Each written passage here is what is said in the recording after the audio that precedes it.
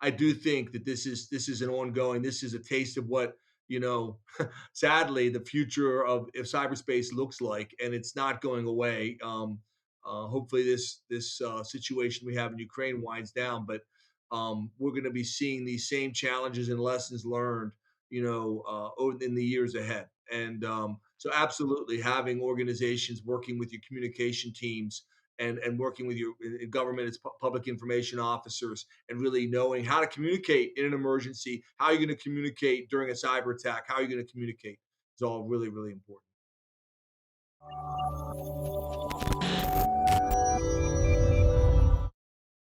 Hello, everyone. Welcome back to another episode of 401 Access Denied, your bi weekly podcast that brings you all the latest news and information. I'm your host for the episode. I'm Joe Carson, Chief Security Scientist and Advisory CISO for Delinea. Delinea is a new company that's basically bringing together both Thycotic and Centrify and really helping around privileged access security. I'm really pleased to welcome an amazing guest back on the show today, Dan Lohrmann. Welcome back again. It's always fun talking to you. So I want to give the audience a brief kind of introduction of who you are. And also, I'd like you to kind of also give us some information about your latest book that you've released. Hey, Joe, it's great to be back with you again. So thanks so much for having me. Really excited to be on the show today. And my background is over 30 years in the security industry. I was with NSA in the late 80s, in England in the 90s, and then 17 years in Michigan government. And now I'm with Presidio, and we are a global digital solutions provider.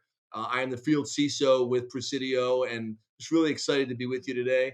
My book, which came out in November, is called Cyber Mayday and the Day After, a leader's guide to preparing, managing, and recovering from inevitable business disruptions. And it's really covers true stories of ransomware, true stories of what happened when different organizations were hit by cyber attacks. And we really, my co-author is Shemaine Tan from Sydney, Australia. She's just a marvelous cyber leader, Women of the Year in Cyber several times in Australia. Just a great leader in the industry. And we really talk about three parts to the topic: before, during, and after emergencies. What can organizations do? How can they prepare? Everything from playbooks and tabletop exercises, and then what happens during an incident, and then how you can learn from that, kind of cyber lemons to organizational lemonade, if you will, which is chapter 11 at the end of the book. Lots of references and links to good best practices. But most of all, what we thought was missing in the market is really just really great stories through the eyes, not just of security leaders, but also through the eyes of business leaders, technology leaders, and really just small, medium, large government and private sector. So public, private sector, and then what happened. So a lot of intriguing stories. I know we're not going to go into those today, but I encourage people to go out. It's available on Amazon.com and wherever books are sold around the world. Well, that's fantastic, and I couldn't agree more that for me one of the most valuable lessons I always learn when I go to conferences and I listen to talks and I talk to other victims of cyber crimes and other types of security incidents. For me, it's always the lessons learned. It's about what happened before, what was going on during those attacks, and what was the lessons learned after. And for people to hear the stories and hear what happens and the stress and the changes, because it's always very fast. Everything happens so quickly in a matter of hours and days. And I think the lessons learned you can get from that is the best thing that we can do. And I've listened to, I think one of the best talks at every conference has always been someone sharing their story. Yeah. Always been somebody telling you about the things that they did right and the things that didn't go so well and the things that Yeah. they've learned from it. And I think for organizations who, you want to do this beforehand. You don't want to be the person that's actually learning this in the middle of an incident and calling for help, and then going and looking at the lessons learned. You want to be prepared. And I will say that and what your book for me is probably very much about the difference about not just having an incident response plan, but actually being incident response ready. It's about Exactly. being able to prepare and simulate and know what things you should actually have ready beforehand. So it's such a critical information, definitely for the audience. Definitely do recommend. We'll make sure that we actually have a copy and links in the show notes so that people can easily find the book and make sure they're able to get a copy. So Thanks. today's theme I want to really get into is around really the state of current cybersecurity. A lot has been happening in the last couple of months. A lot from an industry regulation perspective. We've seen a lot around increases in cyber insurance prices. I mean, even the unfortunate like disaster, catastrophic invasion in Ukraine. That's really seeing. I've seen a lot of people talking about cyber war, but when we get into reality, there is elements of cyber being used. But I think really, if we look at it from a more global scale, we're really talking about an information war. That's Yep. what I'm seeing. We've also seen ransomware gangs taking affiliation to nation states, which is also an interesting, which does mean that there is consequences therefore in reporting, consequences in even ransomware payments. So we have to understand about what some of those implications. Uh, so Dan, do you want to give us some kind of what's your current state that you're seeing today? What's the top of mind? What's the top priority that you're seeing organizations should be aware of? Yeah, I mean, it is such an incredible, scary time, but really an Yeah. amazing time right now in the cyberspace, as we cover in the book, but also just what we're seeing. The explosion in ransomware over the last 3 years. Mhm. We kind of ended 2021. Everyone was just, the reports coming out that more ransomware attacks in 2021 than the last 10 years combined, just rationing up 19, 20, 21. So the attacks are Mhm. continuing. And then, of course, now we have, the alerts coming out from CISA around, preparing for possible nation state attacks from, Mhm. Russia or elsewhere, really being ready. And I think everyone is on high alert right now. Okay. Organizations are really getting regular intelligence, whether that be from the ISACs, information sharing analysis centers. Certainly, I work a lot with state and local governments, and them constantly trying to Mhm. get updates on the latest situation, but banks as well, utilities, just Mhm. everyone really, really on high alert. The attacks are accelerating as never before.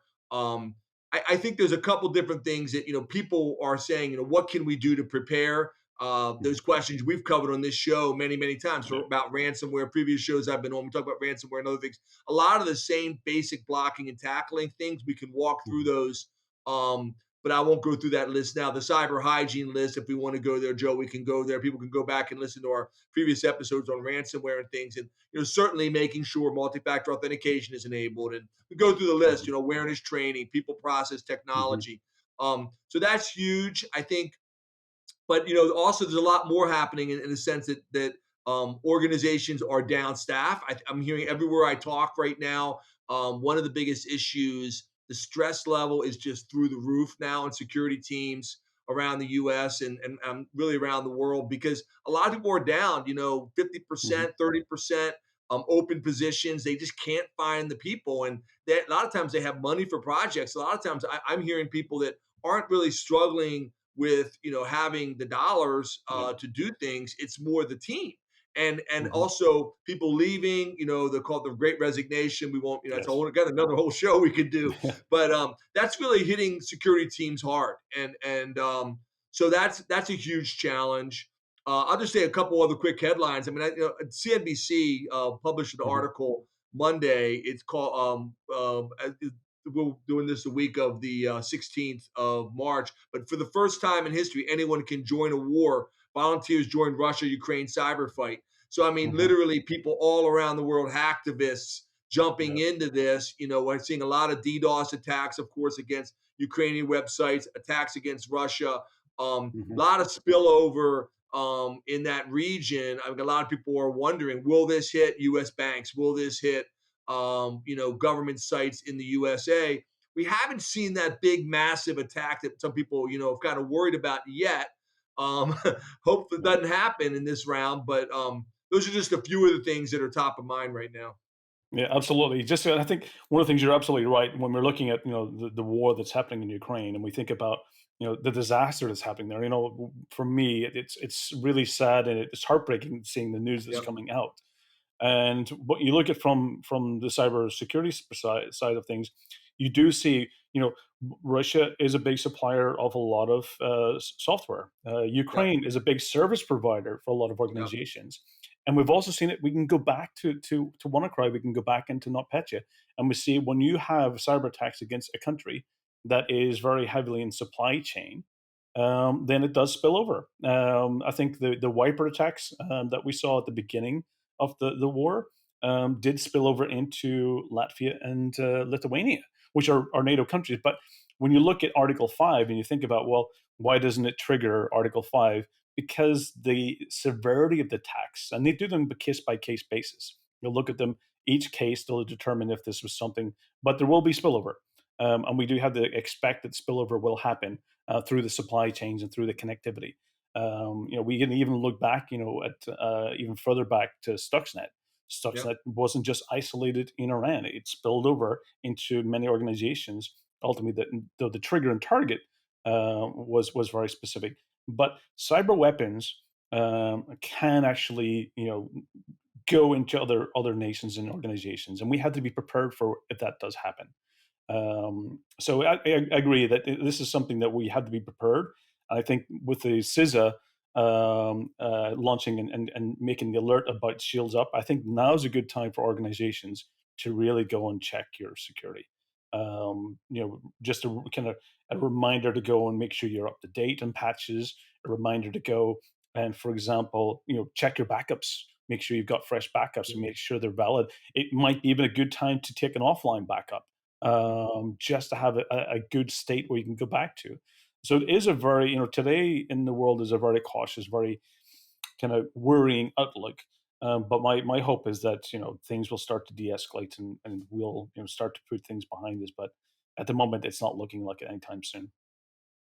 Yeah, and I think there's it's clear that even a topic like the reporting legislation that was Mhm. just signed into law by President Biden is an indication of the level of concern that you're seeing even from the three-letter agencies Mhm. in Washington. I'm going to say three-letter agencies. That's my FBI, CIA, DHS, NSA. Um, and because there's been hesitancy, and I understand why from private sector Mhm. and others who feel like there's a little bit of big brother. There's been legislation we can talk about really going back a year since Colonial Pipeline around reporting of incidents, and Mhm. that's been rationing up. There's been some legislation that was really mandating the rules for banks to reporting a ransomware attack or major cyber incidents starting here in May of 2022. But now this new law really, and the rules have the detailed rules haven't come out yet, but the law has passed. CISA's got 2 years to put together the specific details around Mhm. this. I don't think it's going to take them 2 years, Joe. I think it's I going to hope be more like six I mean, months. they could rush Maybe. it in a matter of weeks. I'm expecting 6 months. I Yeah. mean, I don't. We'll see. I mean, I think it depends on the situation. But the message is this: there's a lot of people that think that what we're doing now just Mhm. isn't working well enough, Yeah. and clearly, um, different people have different views about how we go about fixing that. I'll just needless to say that a lot of criminal justice organizations in the U.S. feel like if we don't even know about it, we can't help. And Yes. so the questions have been out there, and I've seen different reports. I'm sure you have as well. What percentage of incidents aren't even being reported that we don't even know about? How bad is the ransomware really? And it was really really bad in 21. But my point is just this: is that law passing so fast, bipartisan support, Republicans and Democrats, which is not easy to do on these topics, shows that clearly that's. I'm not saying we're heading towards more Mhm. Yeah. centralization, but certainly more ability to have uh, basically insights or Mhm. vision open of what is actually happening out there and awareness of all the different incidents that are going Mhm. on. And I think organizations need to be preparing now for that. And you're gonna, that reporting. If you don't have those relationships, what This. are you gonna do in incidents? How if you were hit, what is that game plan? What is that playbook? Mhm. Tabletop exercises, all of that. We covered a lot of that in the book, but really the whole issue of preparing for a cyber incident and how you respond and how that's reported is Mhm. changing. Absolutely. And just to kind of point, one of the things that you brought to mind was around, if we look at the recent revelations from the Conti ransomware group, Yep, we yep, suspected, and this gets into your point about underreporting. It was actually quite shocking for me. We are so the data that we assumed was around roughly right was way underreported. yep, yep. We suspected that the country group had done somewhere around 500 million in ransomware payments, and the revelations came out at closer to 2.7 billion. which means that we are way underreporting. And really, the cybercrime and ransomware itself is so much bigger than what we actually, we assumed it was. And it even reminds me, going back to a number of incidents, I remember when I was doing this response for a specific ransomware variant, which was Krylock. And during that instant response, in the evidence gathering, I did find another victim. In the logs I was looking at, was basically, it meant that the attackers had simply just done copy paste of their Uh, attack tools. And in the logs, I did find other information about a victim. So I thought, oh, well, it's my as a security researcher to go and inform that victim that I did find information. I saw your basically credentials, server names, information, usernames, and so forth. So I reached out and contacted them and said, hey, I find that you've also become a victim of the same group I'm dealing with. Do you want to collaborate? Sure. Or is there anything I can help with indicators of compromise? Or were you worried that you were a victim? And they came back and actually deniability, saying, nope, we were not a victim. And I was wow. going, okay, okay, fine. And then I said, yeah, I'll give you another opportunity, to work with me, or to just, I got your data, I'm looking at it. Are you sure? And they came back and said, no, we're definitely not a victim of ransomware. And it wasn't until so I ended up having to go to the country cert, and I had to say, the organization who I was dealing with that was a victim, we started sharing the information with the government cert. And then I decided I had to contact this other victim and let them know that I need to pass over my evidence that I have collected so far to a government entity. I just want to inform you that I have to do that. And at that moment in time was when they admitted that they had become a victim of ransomware, because when they realized that I had to go and share that data with a government entity. So I seriously do think the reporting side is significantly, probably even, I thought it was by 50%, but looking at some of those numbers, I think it's even, probably, we're probably around 70 or 80% of what's not being reported. And it gets into so the regulation that went signed through. My concern, though, when I looked at the data and the filings of that, was the 4-day reporting, Yeah. reporting period. I thought that was in when we did GDPR a long time ago. 14 days was the kind of, well, it was like 14 days was the ballpark. It actually changed the wording, that was without undue delay, and it was really about depending on the severity of the incident. Undue delay was kind of to give you that indicator, but whether you need to do it sooner or later, how much time you had. But 4 days for many organizations, they're still in the middle of evidence gathering and understanding the impact, and even trying to determine what data is lost. So 4 days for I think it really, not taking account for the type of incident or the scale of the incident. I think there needs to be a risk-based approach in there, or some impact piece that should be a little bit more, on the time frame you need to notify, or that when you do notify, you have to be clear that this is ongoing. It's not, Yeah. you're still determining the impact. So I was surprised at the 4-day piece. That I Yeah, thought was yeah, they very were saying aggressive. 72 hours. New reporting Yeah, requirements require covered entities to report certain cyber incidents within 72 hours and report a yeah. ransomware payment within 24 hours. So, yeah, and so, yeah, I mean, the exact rules have to be now made. So now the law's Mhm. passed. They've got the Yeah, authority. We'll have to wait and see and what exactly come down. I mean, you're going to be yeah, hearing a lot about this in the coming months. yeah. But the other thing, Joe, important to talk Mhm. about what's going on right now with cyber insurance. I mean, I Yeah. think that whole topic, and by the way, just I'll send you the link. You can post Mhm. with this video. I just did a blog on this and really referencing some of the experts that I'm listening to and talking to in the market. But I just did a blog on what's going on with cyber insurance in the market right now, and there's a lot of people, talking about Ukraine. Mhm. What about the war exclusions? What clauses are in there? What are not in there? A lot of talk about, and Billy had a video with some Mhm. experts that just do underwriting for cyber insurance, Mhm. basically for a living, and it's another whole hour presentation. I won't walk through all of it, but just the gist of it was, really make sure you understand. A some of the trends, but the Mhm. fine print in your policies. I mean, generally speaking, we're seeing a huge trend right now where a lot of people that I'm talking to are not even renewing their policies because Yeah. the price is like doubling and the Twice the amount of price. coverage is Yep. being cut in half. So that I'm hearing that all over the place. I've seen numbers anywhere from 30-40% increases at the low end, all the way up to 300-400% increases. But I commonly hear we're paying double the price for half the coverage. But the And other and thing and is, one shot only. You're only going to get one coverage. well, Um, and exactly, and to that point, and then what's excluded? mhm, People say, well, yeah, there's this big case, and I won't go through all the. That's really another whole topic, yeah, and I'm not an expert on cyber insurance, but I will send the link. I encourage people to go out and if you've got policies, look at it, look at the exclusions, look at the war exclusions, and just yeah, because we had that case that was recently settled where there was a payment that had to be made from a few years back, and when they claimed it was war, and the courts ruled that they had to pay the premiums. That's no guarantee that'll happen in this case, but we really do have a physical cyber war, not yeah, cyber war, and a physical war in Ukraine. So my point is, this is every situation is unique. This is a unique situation, different from previous um, uh, cases where mhm. maybe cyber insurance companies had to pay out.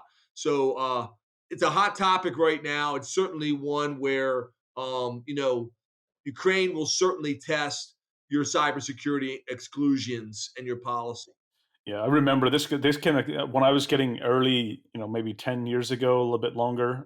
In the whole, I was seeing the cyber insurance kind of come into reality and being kind of tested. And it really started. It was also at the time it was basically in the shipping industry and logistics and Yeah. financials and transportation. That was really where it kind of kicked off. And I saw that some of the cyber actually fell into in the shipping industry was under terrorism.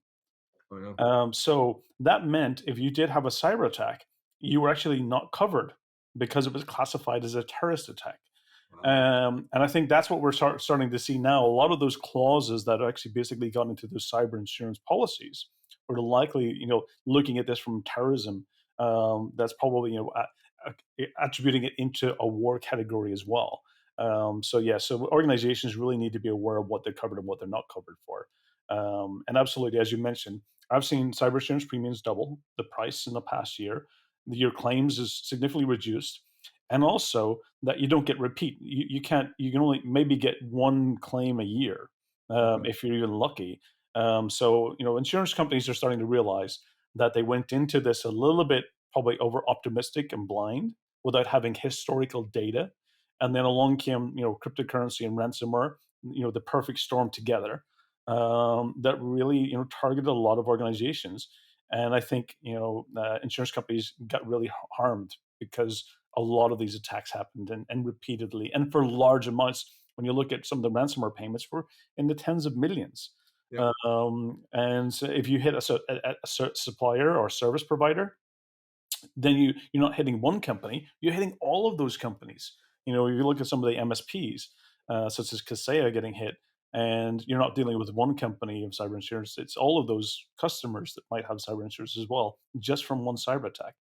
And there was a discussion recently with some peers of mine that we get into even looking at, well, the other thing that we have to be aware of, and right now, of course, with the sanctions in place, this really gets into even do you consider paying a ransom? Is it even an option for insurance companies or organizations to consider?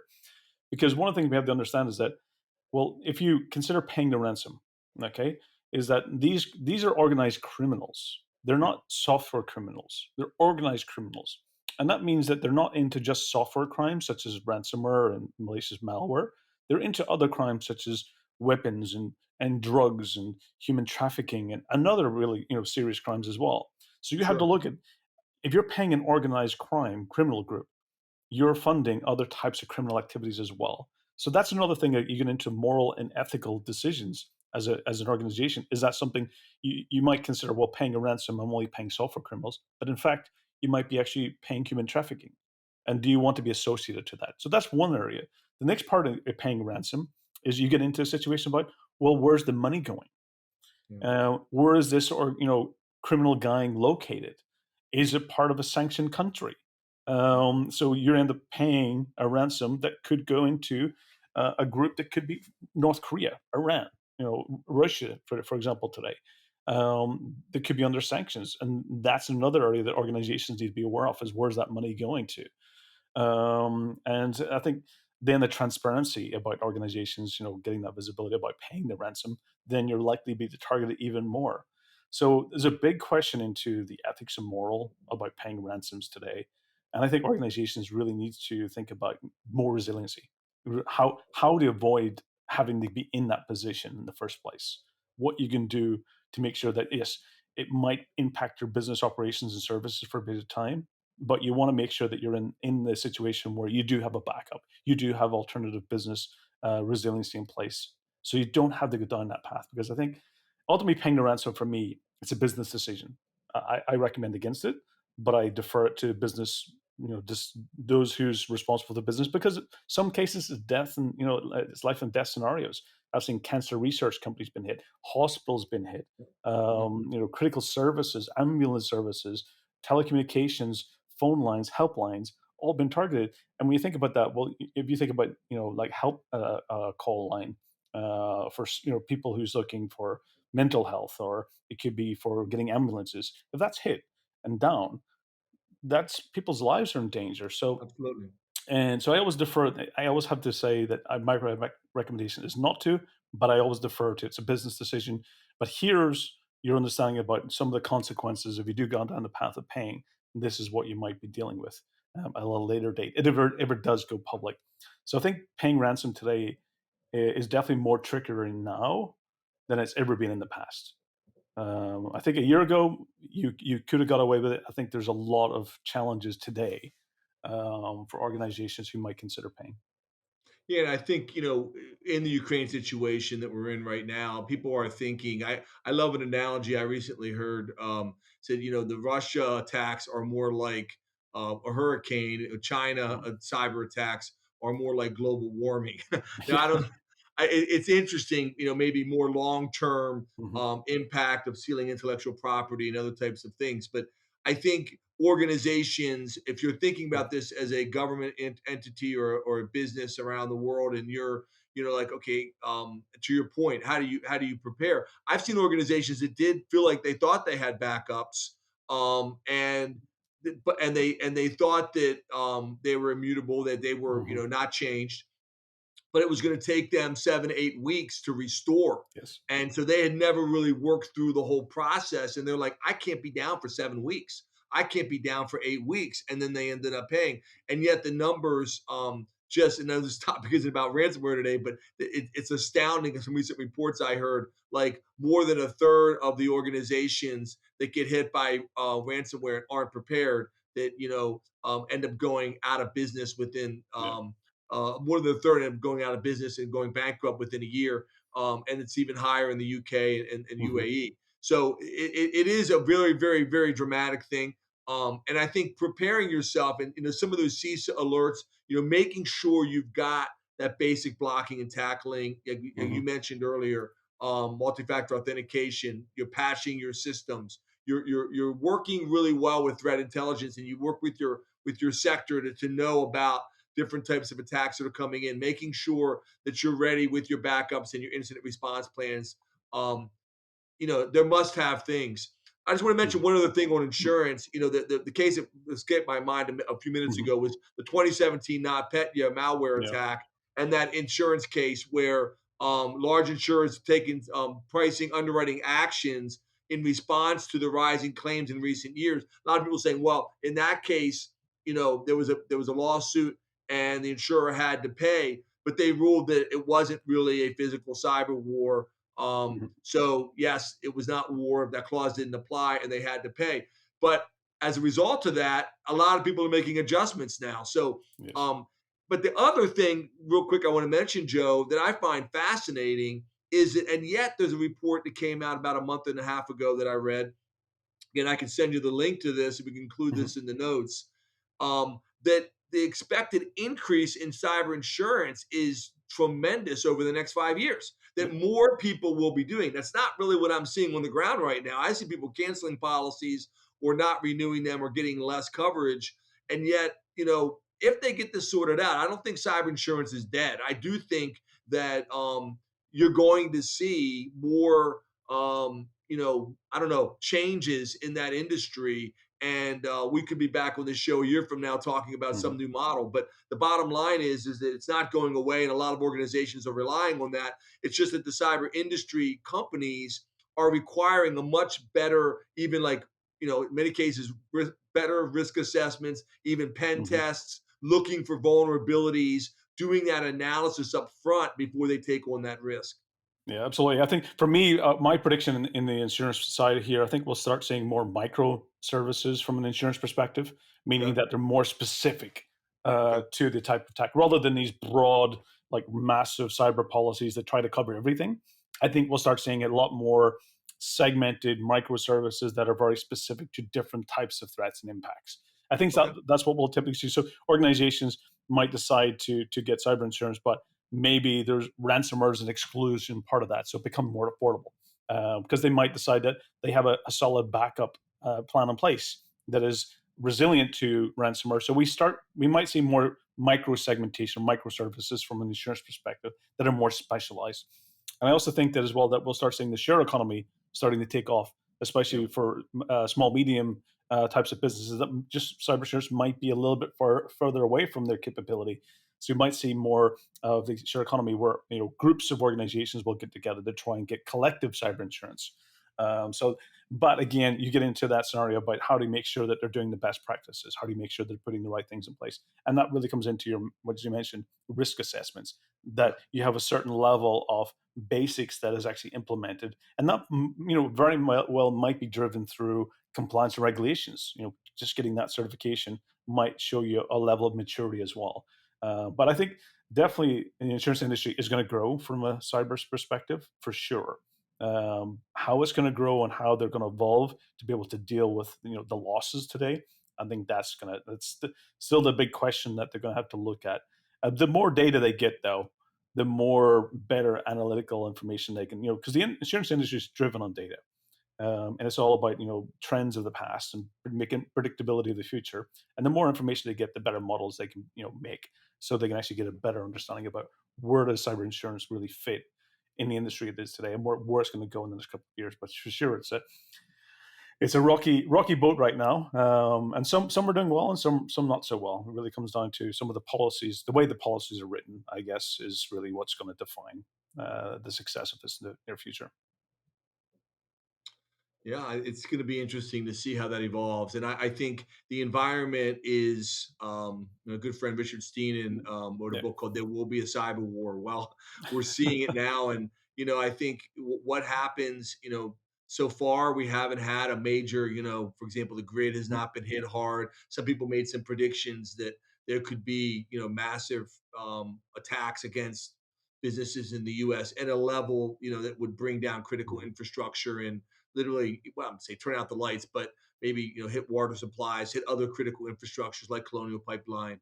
Mhm. Um, so far, we haven't seen that yet, but we're hoping that that doesn't happen. But a lot of people think it will at some point. So making sure that if anything, the pressure, the importance, Mhm. the priority has only gone up as a result of the current situation. Absolutely, and in wars, cyber is an element. I mean, we look back in history, and you can go back to Estonia in 2007. The political situation, the situation where between Estonia and Russia at the time did indicate there was cyber attacks Yep. during that, and also there was violence in the streets as well during the unrest at the time. So there was a cyber element to that. And of course, that was the establishment of the NATO Cyber Defense Center of Excellence, and it was also the foundation of cyber being introduced into Article 5 as well. Yep. And then we can look back in Georgia. Same thing happened. 2014 in Ukraine and the annexation of Crimea. Same thing. Cyber attacks, they are not the only weapon used, but they are a tool in a real physical war scenario. And we're seeing Um, that now. We're seeing that now in uh, Russia and Ukraine. I mean, massive DDoS attacks, massive yeah, website impacts. I'm not saying it's huge right now. yeah. It just hasn't hit the homeland of the United States yet. I know it's a global audience. It hasn't hit Western Europe Yeah. like some people thought to this point. But Yeah, I think you know, it's always the pre-staging side. That it's the preparation. And any so one of the things is, as a penetration tester and ethical hacker, one of the things that we look at in any type is you don't show your cards until the last minute until you need to. yeah, So one of the goals that you tend to do is you want to stay stealthy. You want to stay hidden until the time is right that you execute it. So it's always that 90% of any type of attack is reconnaissance, is preparation, it's preparedness, it's getting into the right locations and staying stealthy as much as you possibly can. So when you do need to trigger it, that's what happens. But I think hopefully many organizations have really went through and started doing threat hunting and started looking. And I always say that, as a security professional, my job is always about how do I force the attackers to take more risk. This is all I have a saying that I always say is that there's no 100% protection. What you're really doing is you're forcing the attackers to take more risk. And yeah, the more risks that they take, the more noise they're going to make and visibility in your network. And it gives you a chance of detecting them early. And it gives you a chance of removing them and stopping them from moving and from elevating privileges and getting to more sensitive areas of the network. So the goal here is really to really force attackers to create noise, to create visibility, and give us a chance at actually stopping them from getting further. So this is where we really need to be doing right now is getting into the threat hunting, is assume breach. We all should be practicing the assume breach right now, is assume they're on your network and go through and yeah, make subtle changes to try and get those ripples to happen, to get that visibility. Maybe practice a password reset in certain parts of the network or certain groups of users. Maybe go through and do an audit log correlation to check to see if there's any suspicious activity. Look yeah, for potential uses of things like KSexec on the network. Look for registry changes that will actually allow things like Mimikatz to extract passwords in clear text. So we should be going through these practices right now. The last thing you don't want to be doing this after the attack has already happened, because it's not going to help the organization. It's more about the lessons learned. You want to do this pre-attack. So now is the time to go and do that. And I think the shields up is a great indicator that we should be practicing that. We should be going through and doing this proactive things right now. At the same time, also readying your incident response team, making sure your contact lists are up to date. yeah, To your point, and one of the things is when we think about also ransomware has also been used as a disguise to other types of attacks as well. yeah, It's been used to somewhat distance themselves, these state sponsored groups from if they use a ransomware, they can always say, well, it wasn't the government. It was a mercenary, cyber mercenaries were carrying this out. So it was distance, it was political hacktivism. So they can always do that separation of government accountability and responsibility as well by using ransomware as a weapon under the disguise in order to disable systems. But we have to really get into also looking into, well, what can we do when we think about ransomware itself? It is a cyber weapon of mass destruction. It does critical, it does bring organizations down to complete standstill. And we really need to make sure that organizations have the best practices in place. They have guidelines. They go through these checklists and make sure that they're actually done as much as they can to make organizations resilient. And this is important. One of the things you mentioned earlier, I think I'm really excited about looking forward to reading your book. One of the things that comes to mind is that we also have to step away from these security incidents and ransomware happening. We sometimes make them IT issues or yeah, security issues. They're not security issues. They're not IT issues. These are business issues, business absolutely. risks. And we need to start looking at this. Yeah, one system going down or an application failing, that might be an IT issue or it might be a security issue. But when you're targeted with ransomware, or you're targeted with DDoS attacks, or you're targeted with data theft, these are business issues and business risks, and therefore it means that it needs a business response. So it means that you might have security incidents and incident response plans that are tailored just for IT response, but your incident response plan needs to be a business response. We need Absolutely. to we need to elevate it. We need to change the viewpoint, because sometimes executive boards they it's the security team's responsibility to put this in place, but it's actually it's human resources and talent, it's sales, it's financial, it's legal, it's third parties that you need to contact, law enforcement, maybe external pen tester teams, incident response teams, digital forensics. You need to have basically your network of resources. And organizations also should never be afraid to ask for help in the middle of an incident as well. They should never be able to think that we can cover this up ourselves and put all of our people to make this go away. They should think about, who can I call for help? Who's been a victim before? And one of the things is, other victims are the best people sometimes in the short term to help you, Yeah. because they can tell you about how they recovered and the lessons they learned. Many of Any the thoughts? points in the book you mentioned, many of those points, Joe, are really the kind of things we cover in detail. And I'll just give close, and we're wrapping Mhm, this up in a moment. But one of the stories we talk about is some lessons that I learned mhm, back in the power outage of '03, and really mhm, thinking. Obviously, there's a lot of unique things about cyber attacks, but it really, you need to think all hazards. Fire, flood, mhm, tornado, natural disaster. And in your organization, how would you respond if you're in Florida and a hurricane hits, or how do yeah, you respond, in different situations for fire, flood, tornado, those kinds of things. And I know during the Northeast blackout, we talk about that situation in detail, how much I learned about mhm, emergency management and what that meant when, all New York and Michigan and Ohio and, lost power. But, just knowing, having everyone involved, clearly it was, from the governor on down in mhm. Michigan.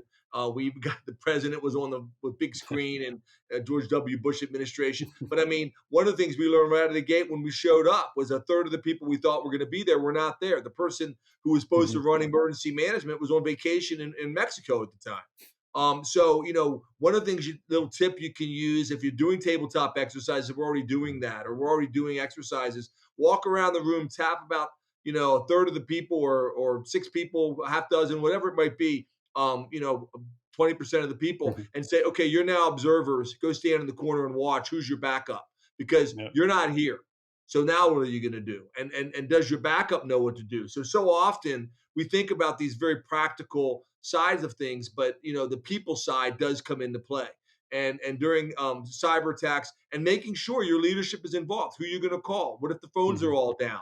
What if you don't have power? Do you have generator backups? We learned this a long time ago. It was 18 years ago. One of our three um, uh, data centers had backup power mhm. generators, but two out of three didn't. And we ended up having to get new generators for them. So I mean, we learned a lot through that apply to cyber today. And Mhm. so really think about it as, in many ways, it is an all hazards challenge, and affects the companies down. How does a business, respond? Absolutely, and it is a business response because it is the business that's impacted. It's not just IT systems; it's the Yeah, services that the IT systems are the dependency that the business needs to provide those business services. So absolutely, and one of the things as well is just I think from what I'm seeing right now, definitely it's an information war. I've never seen absolutely. anything like I'm doing this such a long time and seeing the information, the propaganda, the fake news, the disinformation to people trying to get the truth out there. That's definitely we're in the midst of right now, a global information war. And it's seeing one of the things is just watching and seeing how the information is flowing and how to detect fake information and propaganda versus reality and truth, and how to fact check everything. It's really, I think, showing a lot of the social platforms about how they need to change and improve how they share information. So it's definitely something to for us to watch and learn about what's happening. But it's something that's kind of it's escalating further and further, and more groups and people and individuals getting involved. So it'll be interesting to see where the information wars lead to. Yeah, I really appreciate being on your show today. I know we probably have to wrap it up, but I do think that this is an ongoing. This is a taste of what you know. Sadly, the future of if cyberspace looks like, and it's not going away. Hopefully, this situation we have in Mm, Ukraine winds down, but we're going to be seeing these same challenges and lessons learned. In the years ahead, and so absolutely. absolutely having organizations working with your communication teams, and working with your in government as public information officers, and really knowing how to communicate in an emergency, how you're going to communicate Mhm. during a cyber attack, how you're going to communicate is all really, really important. Absolutely. So, Dan, it's been a pleasure having you on. I always really enjoy talking with you, and Thanks. definitely look forward to having you on again in the future. And I'm really excited to go. Soon I'll have the opportunity to read your book and to go through and learn some insights as well, because I'm really excited. I always love learning, and for me, definitely your insights and knowledge is definitely something I'm excited to get an insight into. So for Likewise, I love learning from you, Joe. You're the global expert. no, I travel around the world, and Joe's always there, so it's great. That was a it's the people beautiful event. around me. It's people like you that I talk with and I learn, and that's one of the great things about the podcast is I get so many great people on that I get to chat with and learn from. So for me, what makes my knowledge and my insights is the people. It's my network of people that really provide value to me. So I really do appreciate you, and it's great to have you on the show. So for the audience, it's been a pleasure. And one thing I do want to say is, for those who's impacted, the humanity crisis that's happening in Ukraine and the war, our thoughts and prayers are with all the people. That hopefully this unnecessary destruction, and we hope that it finds a peaceful end. I mean, for anyone who's listening, out there, we just hope that it stops, and that people can learn from these things, and hopefully we can look for ways to prevent it in the future. So our thoughts and prayers are with everyone who's impacted by this war. So for the audience, again, stay safe. Hopefully this has been educational. It's been a pleasure having Dan on. Again, tune in every 2 weeks. 401 Access Denied. It's your bi-weekly podcast to really give you essential information, new details, trends. That all helps to make the world a safer place. So again, thank you. Stay safe. And I look forward to being on another episode with Dan again in the future. So thank you. Thanks.